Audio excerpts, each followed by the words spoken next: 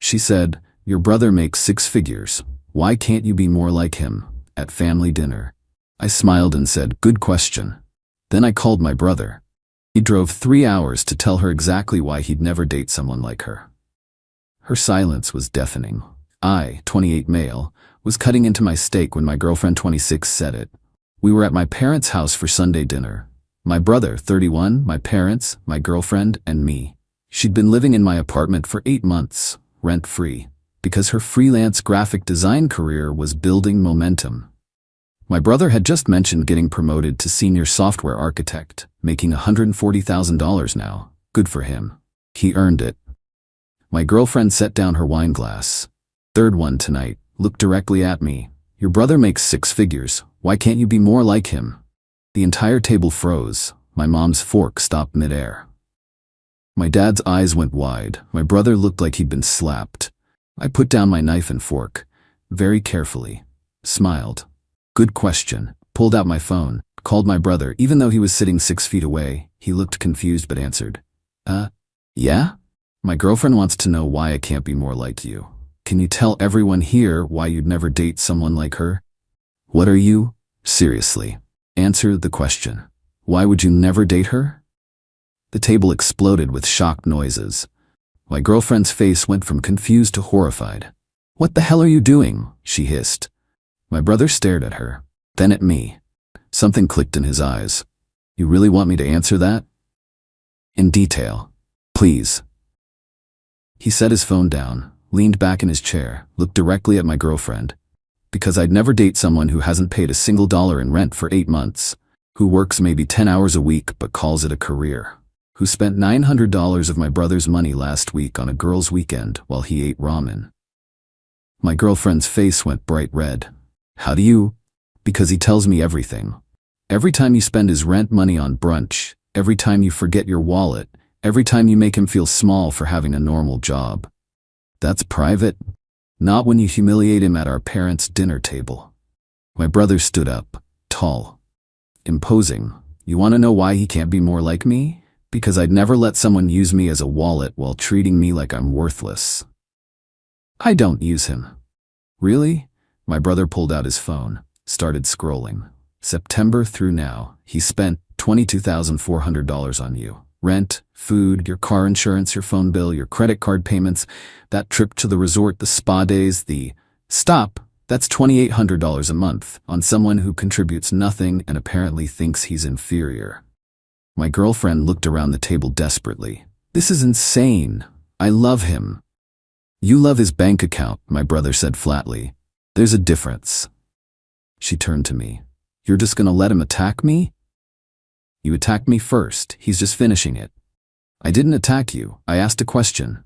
You compared me to my brother like I'm defective. At my parents' table, in front of my family." My mom finally spoke. "Honey, I think you should leave." My girlfriend's mouth dropped open. "What?" "You heard her," my dad said quietly. "You should go." "I came with him." She pointed at me. "Then you should call a ride," I said, "because I'm staying for dessert." She stared at me, then started crying, the ugly mascara running kind. "You're breaking up with me? Here? You disrespected me here. Seems fitting." "This is cruel." "What's cruel is 8 months of you treating my apartment like a free hotel while complaining I don't make enough." She grabbed her purse, looked around for someone, anyone, to take her side. Found no one. "Your whole family is toxic." She stormed toward the door, stopped, spun around. "And for your information, I've been talking to someone else anyway. Someone who actually has ambition." My brother laughed. Actually laughed. "And there it is." She slammed the door so hard a picture frame fell off the wall. We sat in silence for about 10 seconds. Then my mom said, "Well, that happened." My brother looked at me. "You okay?" "Yeah, actually yeah, that felt good." "Want me to follow you home? Make sure she's not there?" "She shouldn't be. Her key doesn't work anymore." Everyone stared at me. "What?" "I had the locks changed this morning. Had a feeling dinner might go badly." My brother grinned. "That's my little brother." We finished dinner, had dessert. My brother followed me home anyway. Good thing he did. Update 1. My girlfriend was waiting in my apartment parking lot. In her car. The car I'd been paying insurance on for 6 months. My brother parked next to me. Got out? She's still here? Yeah, want me to stay? Yeah.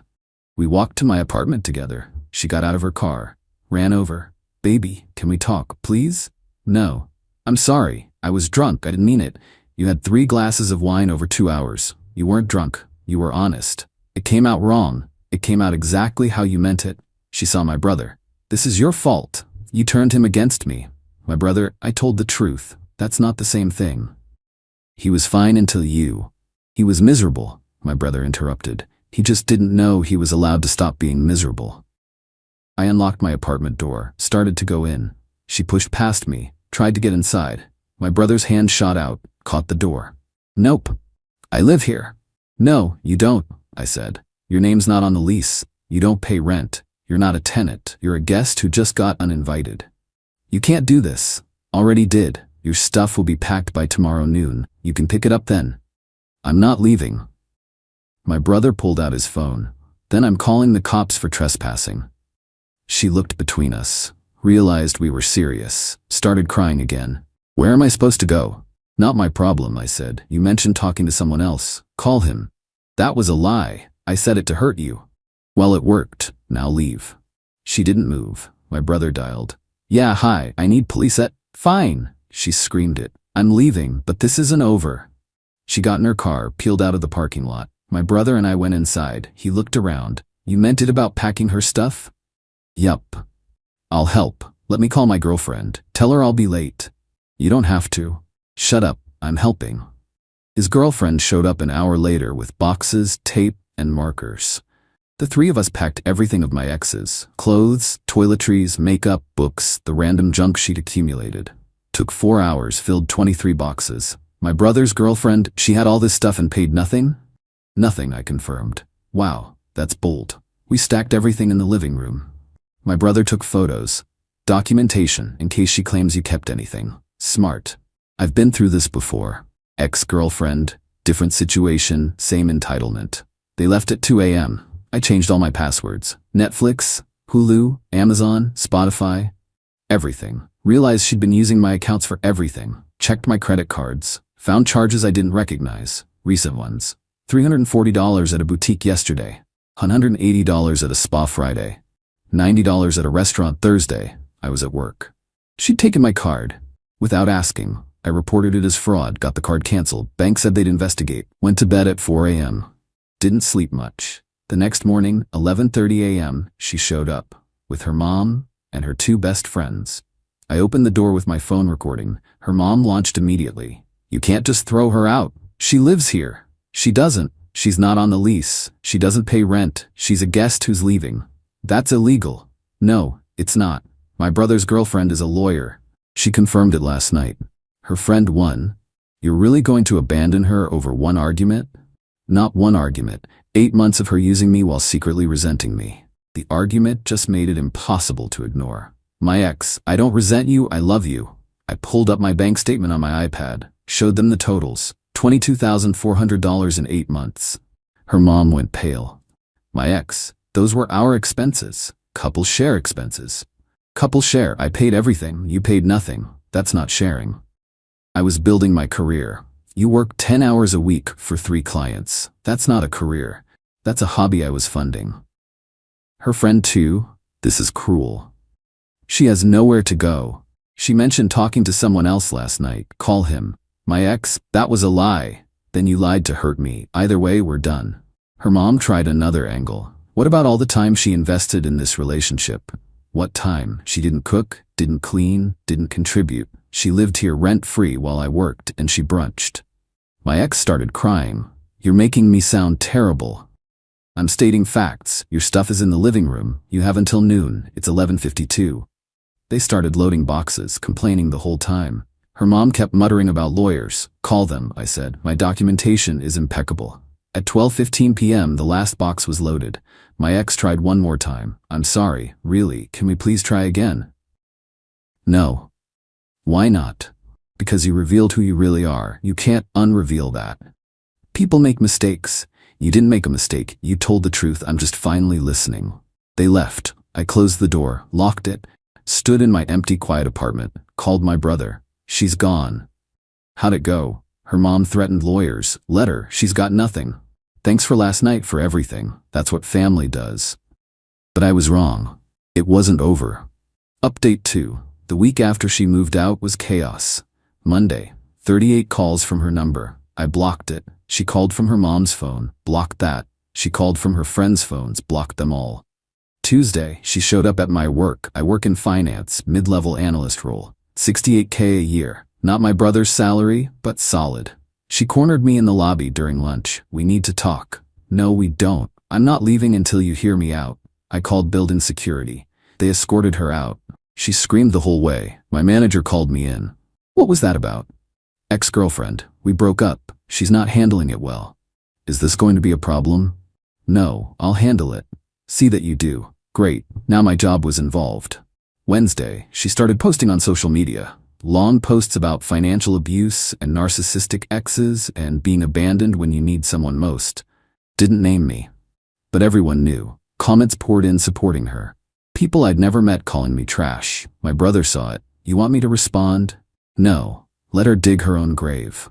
You sure? Yeah. People who know us know the truth. Thursday, her mom called my mom. My mom called me after. Her mother is insane. What did she say? That you financially abused her daughter, that you trapped her with promises then threw her out, that you owe her for wasted time.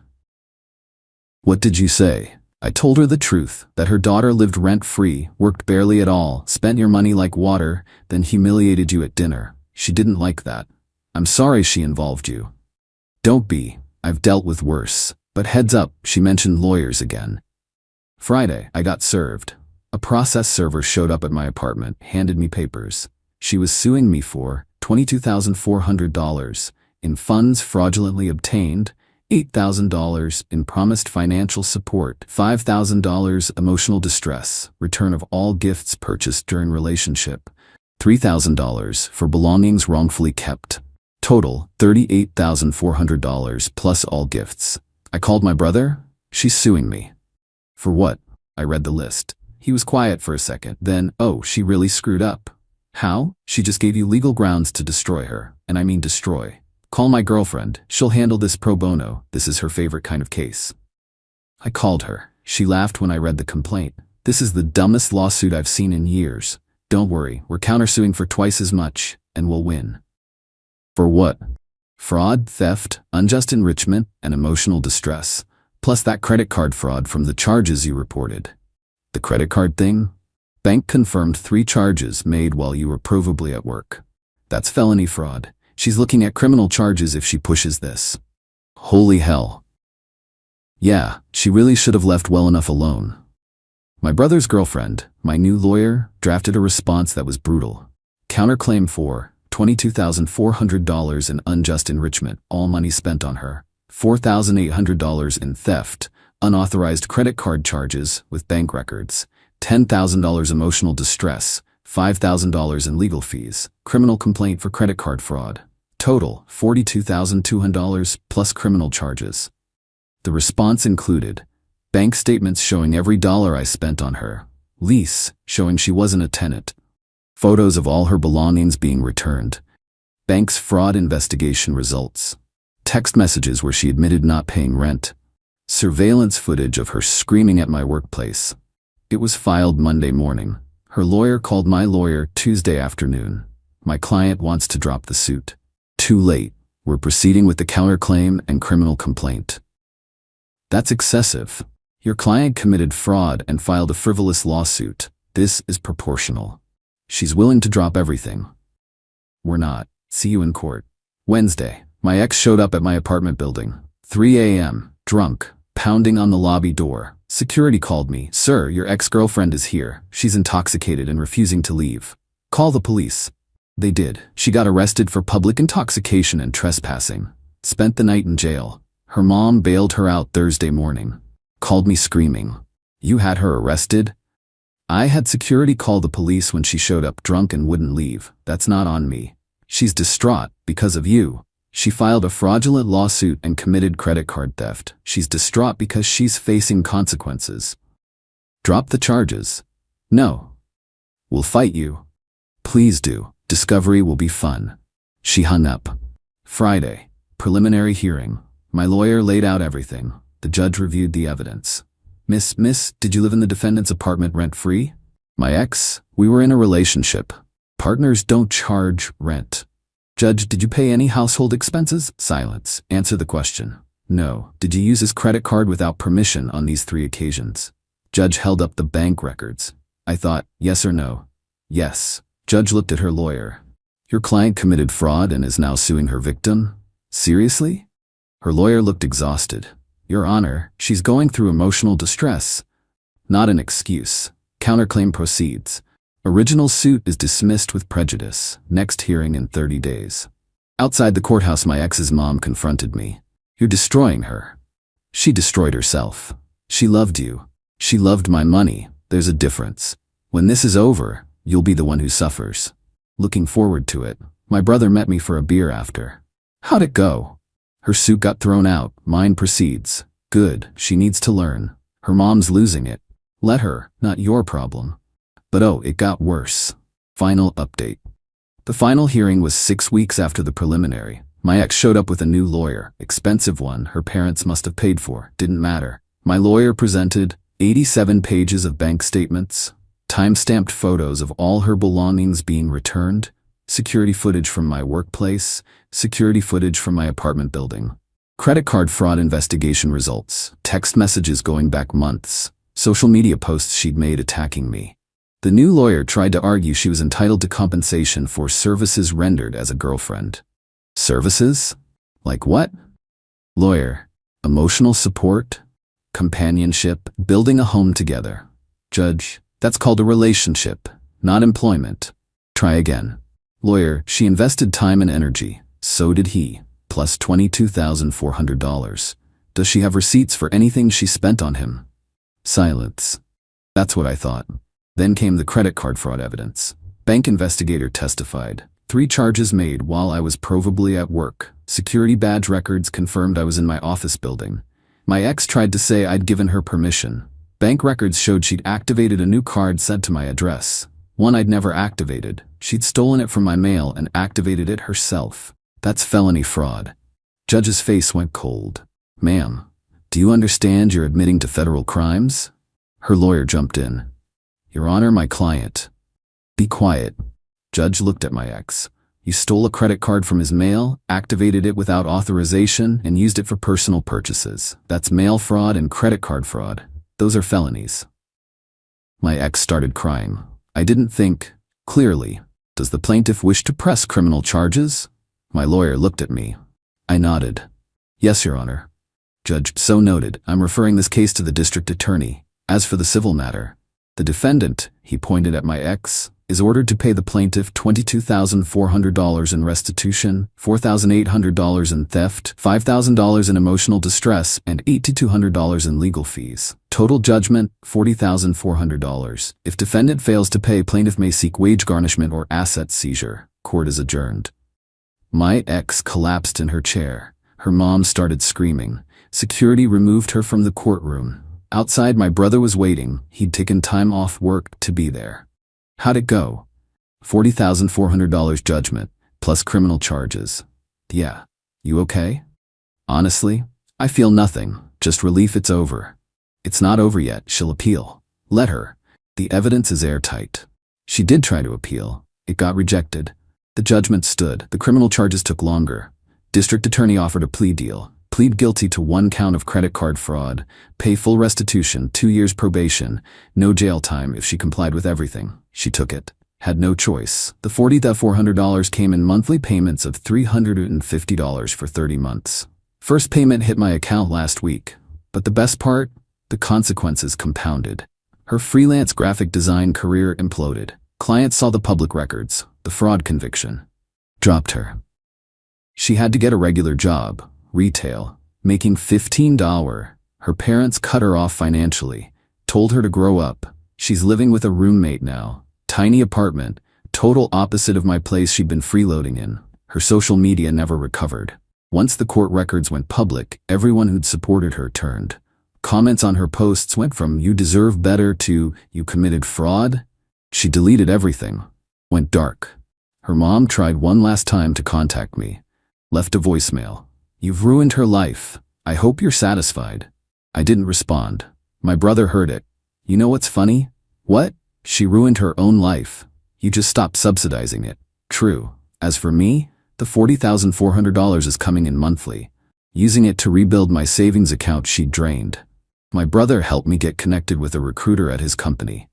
Different department, different role. Project coordinator position. Not his salary, but better. 79K, starting next month. The Sunday dinner where everything exploded was 3 months ago. Feels like years. We still do Sunday dinners, every week. Just family now. No girlfriends until I'm sure. My mom makes jokes about it now. Remember when that awful girl asked why you couldn't be more like your brother? Mom. What? It's funny now, you got $40,400 and a better job out of it. She's not wrong. My brother and I are closer than ever. He helped me through the legal stuff, the emotional stuff, everything. Last Sunday, over dessert, my dad said something that stuck. You know why she asked why you couldn't be more like your brother? Why? Because she couldn't see you were already exactly like him. Strong, loyal, principled. You just needed a reason to show it. My brother raised his glass. To my little brother, who finally stopped letting people walk all over him. We clinked glasses. My mom, and to never bringing someone like that to dinner again. Agreed. The girl who compared me to my brother is now paying me $1,350 a month for the next 2.5 years, has a fraud conviction on her record, lost her career, and lives in a tiny apartment with a roommate. My brother drove 3 hours that night to defend me. Set off a chain reaction that led to this. Best question anyone ever asked me, why can't you be more like him? Because I already was. I just needed to remember it, and she paid $40,400 to remind me. Worth every penny.